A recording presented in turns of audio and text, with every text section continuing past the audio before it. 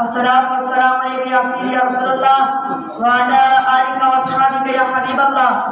الصلاۃ والسلام علیک یا سیدی یا رحمۃ للعالمین وعلی آلک و اصحابک یا سیدی یا خاتم النبیین۔ ہر ابتدا سے پہلے ہر انتہا کے بعد، ہر ابتدا سے پہلے ہر انتہا کے بعد ذکر نبی بلند ہے، ذکر خدا کے بعد دنیا میں احترام کے قابل ہیں جتنے لوگ، دنیا میں احترام کے قابل ہیں جتنے لوگ، میں سب کو مانتا ہوں مگر مصطفیٰ کے بعد۔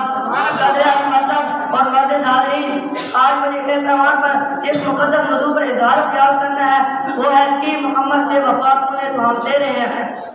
جناب والا، آج کا موضوع شاعر مشرق علامہ محمد اقبال کا لفظی پیغام ہے۔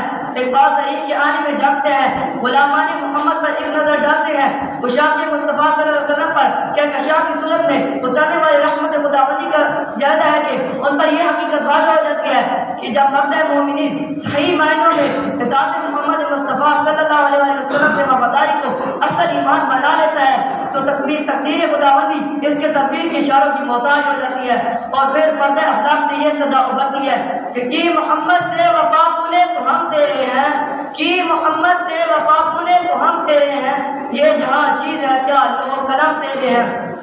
حضرین محترم، محبوب خداوندی سے وفاداری کا اعلان صرف لفظوں کا اظہار نہیں بلکہ یہ تو عمل کی میزان ہے۔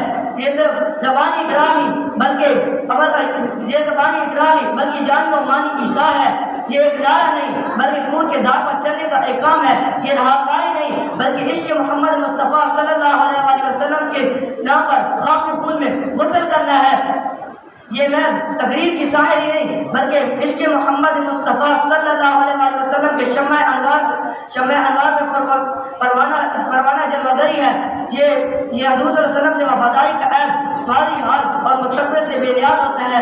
حضور صلی اللہ علیہ وسلم سے وفاداری کا اعلان، حضور صلی اللہ علیہ وسلم سے وفاداری کا عہد ماضی، حال اور مستقبل سے بے نیاز ہوتا ہے۔ محبت مصطفیٰ صلی اللہ علیہ وسلم اس کی زندگی، اطاعت مصطفیٰ صلی اللہ علیہ وسلم اس کی سربلندی اور ناموس رسالت کی پاسدار اس کی تابندگی ہوتی ہے۔ وہ حضور صلی اللہ علیہ وسلم سے وفاداری ہر قدم پر کرتا ہے کہ غلامان محمد جان دینے سے نہیں ڈرتے، غلامان محمد جان دینے سے نہیں ڈرتے، یہ سر کٹ جائے یا گر جائے کچھ پرواہ نہیں۔ حضرات محترم، آج ہم لوگوں کے لیے